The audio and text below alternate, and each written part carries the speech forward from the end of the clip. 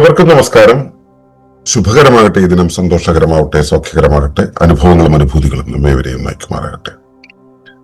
ജീവവ്യവസ്ഥയുടെ വിവിധ ഭാഗങ്ങളെ കുറിച്ച് പുറത്തു വരുന്ന ഈ പരമ്പരയിൽ നമ്മൾ ഇന്ന് സംസാരിക്കുന്നത് റീപ്രൊഡക്റ്റീവ് സിസ്റ്റത്തെ കുറിച്ചാണ്.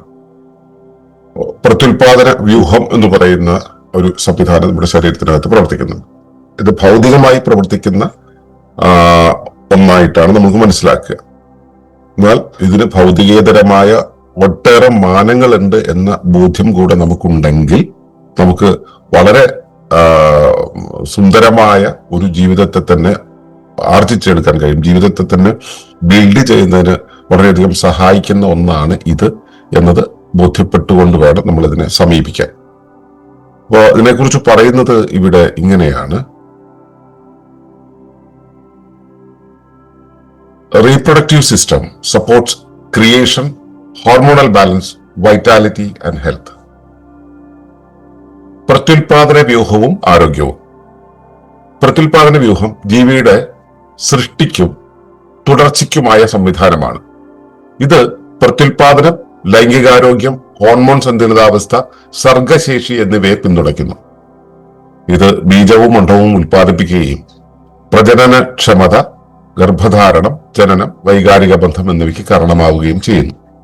കൂടാതെ ഇത് മാനസികാവസ്ഥ, അസ്ഥികൾ, പേശികൾ, ഉപാപചയ പ്രവർത്തനം, ചൈതന്യം എന്നിവയെ ബാധിക്കുന്ന ലൈംഗിക ഹോർമോണുകളെ പുറപ്പെടുവിക്കുന്നു. തലച്ചോറിന്റെയും പിറ്റ്യൂട്ടറിയുടെയും നിർദ്ദേശപ്രകാരം പ്രവർത്തിക്കുന്ന സ്ത്രീകളിലെ അണ്ഡാശയങ്ങൾ, ഗർഭപാത്രം, യോനി എന്നിവയും പുരുഷന്മാരിലെ വൃഷണങ്ങൾ, പ്രോസ്റ്റേറ്റ്, ലിംഗം എന്നിവയുമാണ് ഇതിലെ പ്രധാന അവയവങ്ങൾ. ഈ വ്യവസ്ഥ താളം, പ്രായം, പോഷണം, വികാരങ്ങൾ, മാനസിക സമ്മർദ്ദം എന്നിവയോട് സംവേദനക്ഷമമാണ്. ഇത് എൻഡോക്രൈൻ, നാഡി, രക്തചംക്രമണ, ദഹന, പ്രതിരോധ, മൂത്ര, പേശി, അസ്ഥി, മനസ്സ് എന്നീ വ്യവസ്ഥകളുമായി അടുത്ത ബന്ധം പുലർത്തുന്നു. ആരോഗ്യകരമായ പ്രവർത്തനം, സന്തുലിതമായ ഹോർമോണുകൾ, നല്ല ദഹനം, ശാന്തമായ നാഡികൾ, സുസ്ഥിരമായ വികാരങ്ങൾ, സർഗാത്മകത, ആരോഗ്യകരമായ ബന്ധങ്ങൾ എന്നിവയെ പ്രതിഫലിപ്പിക്കുന്നു. മാനസിക സമ്മർദ്ദം, മോശം ഉറക്കം, വിഷാംശങ്ങൾ, സംസ്കരിച്ച ഭക്ഷണം, അണുബാധകൾ, ആഘാതങ്ങൾ, അമിതവണ്ണം, ക്രമരഹിതമായ ജീവിതശൈലി എന്നിവ ഇതിനെ ദുർബലപ്പെടുത്തുന്നു.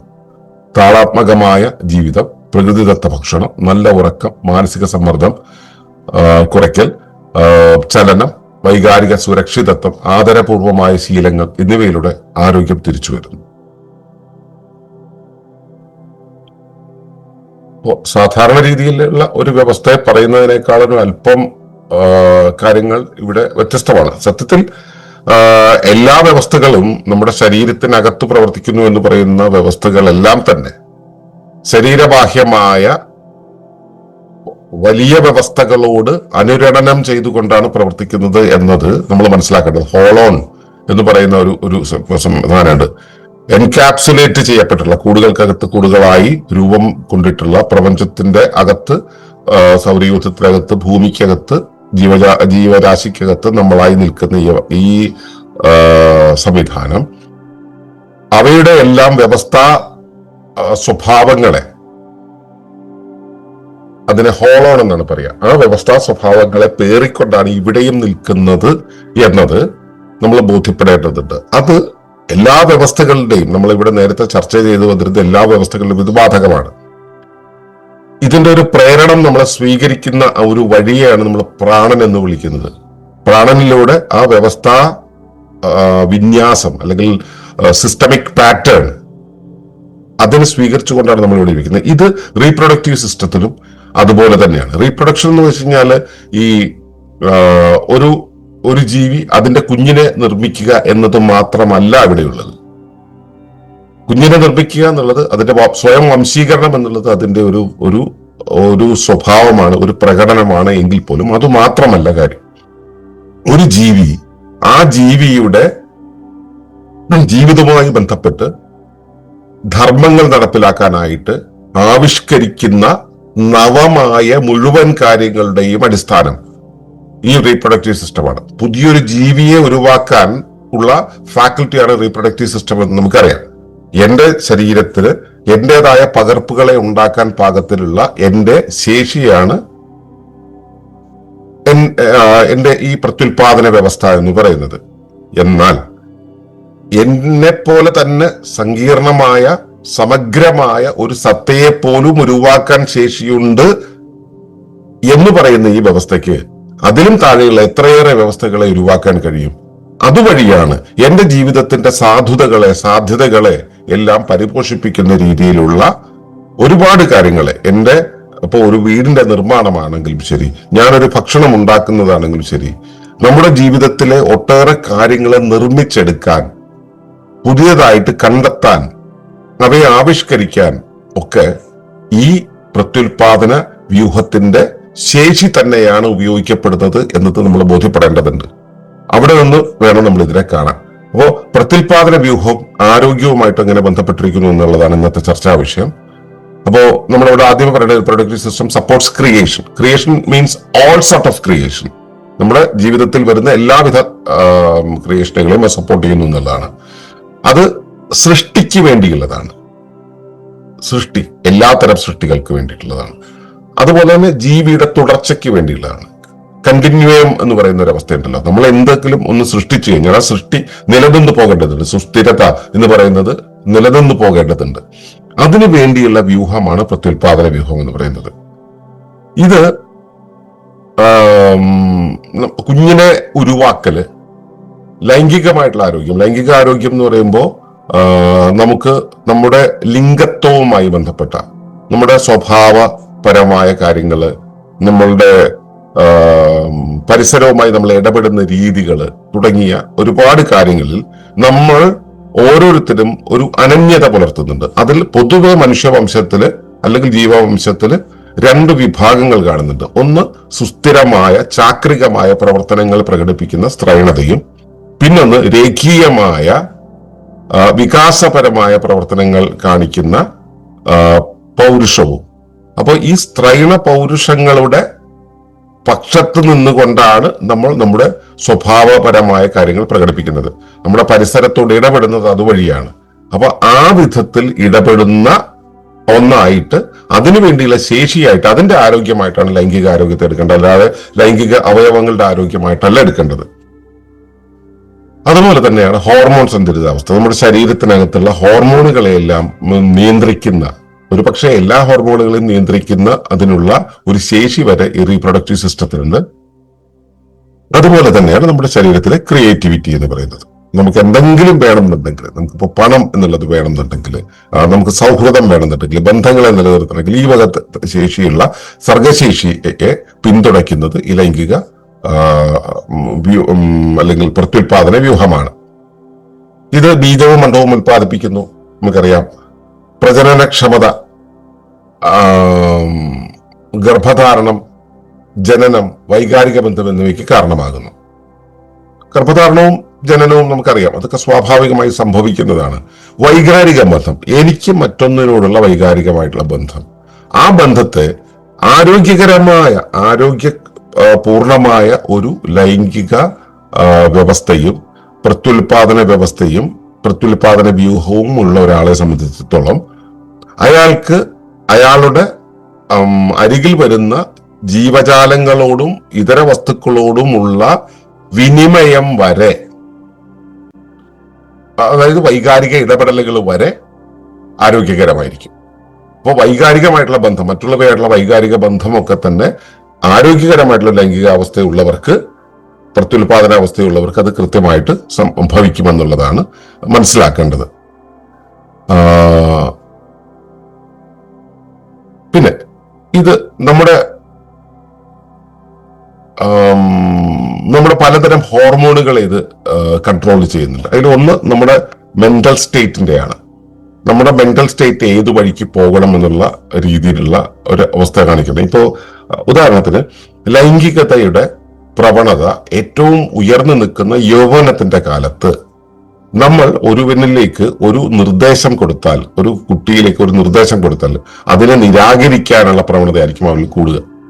അവനത് വിധേയപ്പെട്ട് അതിനെ എഗ്രി ചെയ്യില്ല, അവൻ ആ സ്ഥാനത്തെ റെസിസ്റ്റ് ചെയ്യും. ഇത് തന്നെ അവൻ ലൈംഗികത ശീലിച്ച് അതിനകത്തൂടെ കടന്നുപോയി അവന്റെ ഊർജ വിതരണമെല്ലാം നടത്തി കഴിഞ്ഞിട്ട് പിന്നെ സാധാരണ ജീവിതത്തിലേക്ക് വരുന്ന സമയത്ത് നമ്മൾ കൊടുക്കുന്ന നിർദ്ദേശങ്ങൾ അവൻ ശിരസാ വഹിക്കുന്നതും കാണാം. അപ്പോ പല പലപ്പോഴും ഭ്രാന്തമായ രീതിയിലേക്ക് പലരും തിരിയുന്നത്. അതുകൊണ്ട് ഒരു അർത്ഥവുമില്ല എന്ന് പ്രായമായവർക്ക് മനസ്സിലാവും, പക്ഷെ ആ പ്രായത്തിലുള്ളവർക്ക് അത് മനസ്സിലാവില്ല. ഭ്രാന്തമായ രീതിയിൽ പലപ്പോഴും മാനസികമായിട്ടുള്ള തലങ്ങളെ കൊണ്ടുപോകുന്നത് നമുക്ക് കാണാൻ കഴിയും. അപ്പോൾ അത്രയേറെ നിയന്ത്രണം നടത്താൻ കഴിയുന്ന ശേഷിയുള്ളതാണ് ഈ ലൈംഗിക ഹോർമോണുകൾ എന്ന് പറയുന്നത്. അത് നമ്മുടെ അസ്ഥികളെ നീ പ്രേമം അസ്ഥിക്ക് പിടിക്കുന്ന അർത്ഥത്തിലല്ല ഇവിടെ പറയുന്നത്. ഈ അസ്ഥികളെ പോലും ബാധിക്കും. അസ്ഥികൾ, പേശികളെ ബാധിക്കും, ഉപാപചയ പ്രവർത്തനങ്ങളെ ബാധിക്കും. അതുപോലെ തന്നെ നമ്മുടെ ജീവചൈതന്യത്തെ ബാധിക്കുന്ന പലതരം ഹോർമോണുകളെ ഇത് ഈ ലൈംഗിക അവയവങ്ങള്, ലൈംഗിക ഹോർമോണുകൾ അല്ലെങ്കിൽ ലൈംഗിക ഗ്രന്ഥികളൊക്കെ പുറപ്പെടുവിക്കും. പ്രത്യുൽപാദന വ്യവസ്ഥയുടെ ഭാഗമായിട്ടുള്ള അവ പുറപ്പെടുവിക്കും. ഈ തലച്ചോറിന്റെയും പിറ്റ്യൂട്ടറിയുടെയും നിർദ്ദേശപ്രകാരം പ്രവർത്തിക്കുന്ന സ്ത്രീകളിലുള്ള അണ്ഡാശയങ്ങൾ, ഗർഭപാത്രം, യോനി എന്നിവ, ഇത് തലച്ചോറിന്റെ പ്രവർത്തനത്തിനനുസരിച്ച്, പിറ്റ്യൂട്ടറിയുടെ പ്രവർത്തനത്തിനനുസരിച്ചാണ് സംഭവിക്കുന്നത്. അണ്ഡാശയങ്ങൾ പ്രവർത്തിക്കുന്നു, ഗർഭപാത്രം പ്രവർത്തിക്കുന്നു, യോനികൾ. പുരുഷന്മാരിലെ വൃഷണങ്ങൾ, പ്രോസ്റ്റേറ്റ്, ലിംഗം. ഇതാണ് ഇതിലെ പ്രധാന അവയവങ്ങളായിട്ട് വരുന്നത്.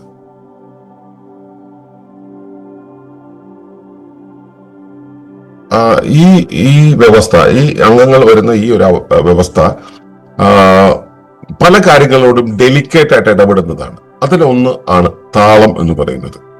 നമ്മുടെ ജീവിതത്തിന്റെ താളം, നമ്മുടെ പരിസരത്തിന്റെ താളം, നമ്മളും നമ്മുടെ പരിസരവും തമ്മിൽ ചേർന്നിഴുകി പോകുവാൻ സാധിക്കുന്നുണ്ടോ ഇല്ലയോ എന്ന് പറയുന്ന ആ താളാവസ്ഥ, താളം. അതുപോലെ തന്നെ പ്രായവുമായിട്ട് ബന്ധപ്പെട്ടതാണ്. നമ്മുടെ പ്രായം, നമ്മുടെ ചുറ്റുപാടിന്റെ പ്രായം രണ്ടുമായിട്ട് ബന്ധപ്പെട്ടതാണ്. പോഷണവുമായിട്ട് ബന്ധപ്പെട്ടതാണ്.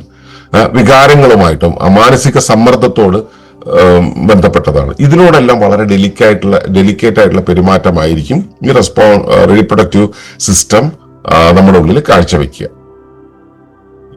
ഈ എല്ലാ വ്യവസ്ഥകളെയും പോലെ ഈ വ്യവസ്ഥയും ഒരുപാട് ശരീരത്തിലെ മറ്റെല്ലാ വ്യവസ്ഥകളുമായിട്ടും ഡയറക്റ്റ് ആയിട്ട് കോൺടാക്റ്റിലാണ്. ഒന്ന് എൻഡോക്രൈൻ സിസ്റ്റം ആണ്. കാരണം ഹോർമോണുകൾ ഇത്രയേറെ കൺട്രോൾ ചെയ്യുന്ന വേറൊന്നില്ല. അതുകൊണ്ട് തന്നെ എൻഡോക്രൈൻ സിസ്റ്റമായിട്ട് ബന്ധമാണ്. ശരീരത്തിന്റെ എല്ലാ ഭാഗങ്ങളുടെയും ഊർജ്ജ വിതരണത്തെ നല്ലപോലെ നിയന്ത്രിക്കുന്നതായതുകൊണ്ട് തന്നെ നാഡീ വ്യവസ്ഥയുമായി ബന്ധപ്പെട്ടതാണ്. അവിടേക്കെല്ലാം പലതരം വിതരണങ്ങൾ നടത്തുന്നുണ്ട്. രക്തചംക്രമണ വ്യവസ്ഥയായിട്ട്, ദഹന വ്യവസ്ഥയായിട്ട്, പ്രതിരോധ വ്യവസ്ഥയായിട്ട്, മൂത്ര വ്യവസ്ഥയായിട്ട്, പേശി അസ്ഥി വ്യവസ്ഥയായിട്ട്, മനസ്സുമായിട്ട് ഇത് ഡയറക്റ്റ് ആയിട്ടുള്ള കോൺടാക്ട് സൂക്ഷിക്കുന്നുണ്ട്. ഈ വ്യവസ്ഥയുടെ ആരോഗ്യകരമായ പ്രവർത്തനം നടക്കുന്നുണ്ടെങ്കിൽ, അത് പ്രോപ്പറായിട്ട് നടക്കുന്നുണ്ടെങ്കിൽ ഹോർമോണുകളൊക്കെ സന്തുലിതമായിരിക്കും. ഹോർമോണുകൾ സന്തുലിതമായിരിക്കുന്ന വെച്ചാൽ ഇപ്പൊ ഈ യൗവനത്തിലൊക്കെ കുട്ടികളുടെ മുഖത്തൊക്കെ നിറയെ പിമ്പിൾസ് ഒക്കെ വരുന്നത് നമുക്ക് കാണാം. ആ പിമ്പിൾസ് ഒക്കെ വരുന്നത് അതിനൊരു ഒരു ക്രമമുണ്ടാവും.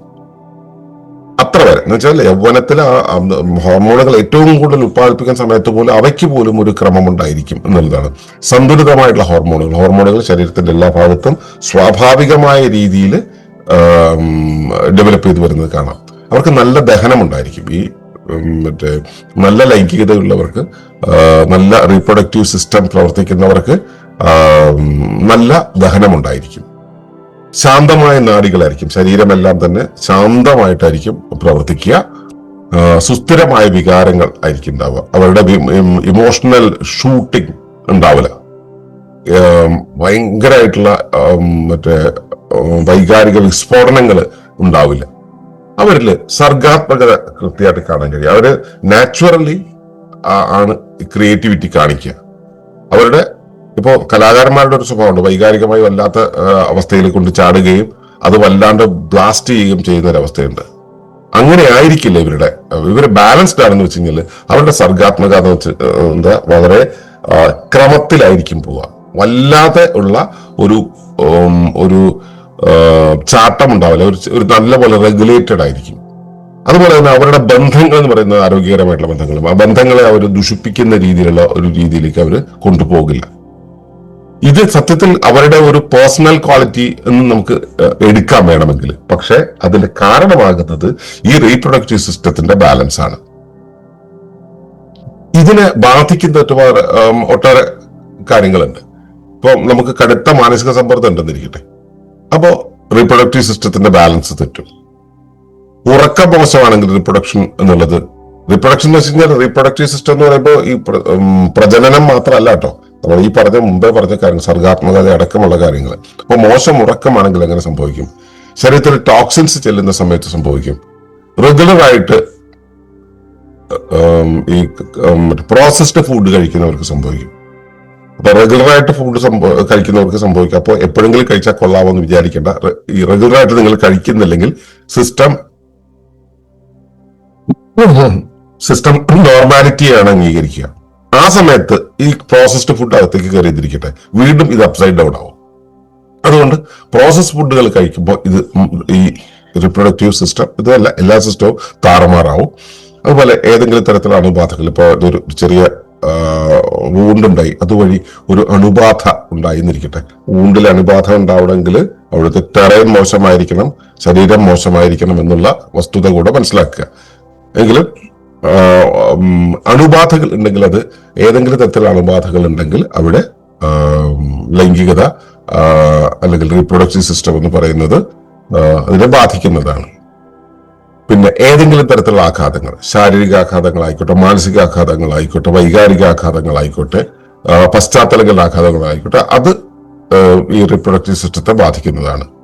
വേറൊന്നാണ് ഫിസിക്കലായിട്ട് ബാധിക്കുന്ന ഒരു കാര്യമാണ് അമിതവണ്ണം എന്നുള്ളത്. ഇതിനൊക്കെ കാരണമാകുന്ന ക്രമരഹിതമായ ജീവിതശൈലിയും ഈ റീപ്രൊഡക്റ്റീവ് സിസ്റ്റത്തെ ദുർബലപ്പെടുത്തുന്നുണ്ട്. തിരിച്ചു വരാനുള്ള വഴി മണിയേട്ടൻ പറഞ്ഞത് തന്നെയാണ്: താളാത്മകമായ ജീവിതം, പ്രകൃതിദത്ത ഭക്ഷണം, നല്ല ഉറക്കം, മാനസിക സമ്മർദ്ദം ഇല്ലാതെ സൂക്ഷിക്കല്, നല്ലപോലെ ചലനം, അതുപോലെ വൈകാരികമായിട്ടുള്ള സുരക്ഷിതത്വം, ഇമോഷണൽ ആയിട്ടുള്ള ഒരു സെക്യൂരിറ്റി എന്ന് പറയുന്നത്. നമ്മൾ അതിനെ ഇമോഷണൽ ബ്യൂട്ടി എന്നാണ് വിളിക്കുക. അതുപോലെ ആദരപൂർവമായ ശീലങ്ങൾ. ആദരപൂർവമായ ശീലങ്ങൾ എന്ന് വെച്ച് കഴിഞ്ഞാൽ നമ്മളോടും നമ്മുടെ ശരീരത്തോടും നമ്മുടെ അകത്തുള്ള ജൈവ സംവിധാനത്തോടും നമുക്ക് പുറത്തുള്ള ജൈവ സംവിധാനത്തോടും അതിനെ പ്രതിനിധീകരിക്കുന്ന ജീവജാലങ്ങളോടുമൊക്കെ ആദരവ് പുലർത്തുന്ന സമയത്ത് അതിനുവേണ്ടി നമ്മുടെ ശ്രദ്ധ ചെല്ലുന്ന ഇടത്തെല്ലാം തന്നെ ഈ റെഗുലേഷൻ എന്നുള്ളത് നടക്കും. റിലേറ്റീവ് ഹുഡിന്റെ റെഗുലേഷൻ നടക്കും. അതിനൊരു ഒരു ഒരു ശാന്തമായ മാനമുണ്ടായിരിക്കും.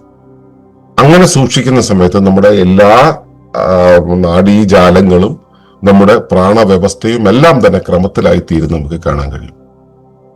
അപ്പോ പറഞ്ഞു വന്ന കാര്യം ഇതാണ്: റീപ്രൊഡക്റ്റീവ് സിസ്റ്റം എന്ന് പറയുന്നത് നമ്മുടെ കുഞ്ഞിനെ നിർമ്മിക്കുക എന്നുള്ളത് മാത്രമല്ല, നമ്മുടെ പെരുമാറ്റങ്ങളില്, നമ്മുടെ വികാരങ്ങളില്, നമ്മുടെ സമ്പന്നതയില്, നമ്മുടെ സൃഷ്ട്യാത്മകതയില്, നമ്മുടെ ശാന്തിയില്, നമ്മുടെ റെഗുലേഷനില്, നമ്മുടെ പാകത്തില് ഒക്കെ, വികാരങ്ങളും ശരീരത്തെയും ഒക്കെ, നമ്മുടെ തലമുറയെ, നമ്മുടെ കുടുംബത്തെ, നമ്മുടെ വ്യവസ്ഥയെ എല്ലാം നിയന്ത്രിക്കുന്ന, എല്ലാവുമായിട്ടും ബന്ധപ്പെടുന്ന ഒന്നാണ് ഈ റീപ്രൊഡക്റ്റീവ് സിസ്റ്റം എന്ന് പറയുന്നത്. അപ്പൊ അതിന് നല്ലതായി സൂക്ഷിക്കാനും നമുക്ക് മുന്നിലുള്ള മാർഗം എന്ന് വെച്ചാൽ നമ്മൾ ക്രമത്തോടു കൂടി ജീവിക്കുക, സിസ്റ്റമാറ്റിക് ആയിട്ട് ജീവിക്കുക എന്നുള്ളതാണ്. നിങ്ങളുടെ ജീവിതത്തിലെ ഈ സിസ്റ്റം കൃത്യമായിട്ട് പ്രവർത്തിക്കുന്നുണ്ടോ? ഇതൊന്ന് നിരീക്ഷിക്കുക. എന്നിട്ട് നമുക്ക് അടുത്ത തുടർന്നുള്ള വിഷയങ്ങളിലേക്ക് വരും ദിവസങ്ങളിൽ പോകാം. തുടർന്നുള്ള വ്യവസ്ഥകൾ അറിയിക്കും വരെ നന്ദി, നമസ്കാരം. തുടർന്നു കാണുന്നതിന് മുമ്പായി ഈ വിഷയം ഇഷ്ടമായെങ്കിൽ ഒന്ന് ലൈക്ക് ചെയ്യുക, കമന്റ് ചെയ്യുക, ഷെയർ ചെയ്യുക. നിങ്ങൾ പ്രകൃതിയെ ഇഷ്ടപ്പെടുന്നുവെങ്കിൽ ഈ ചാനൽ ഒന്ന് സബ്സ്ക്രൈബ് ചെയ്യുക.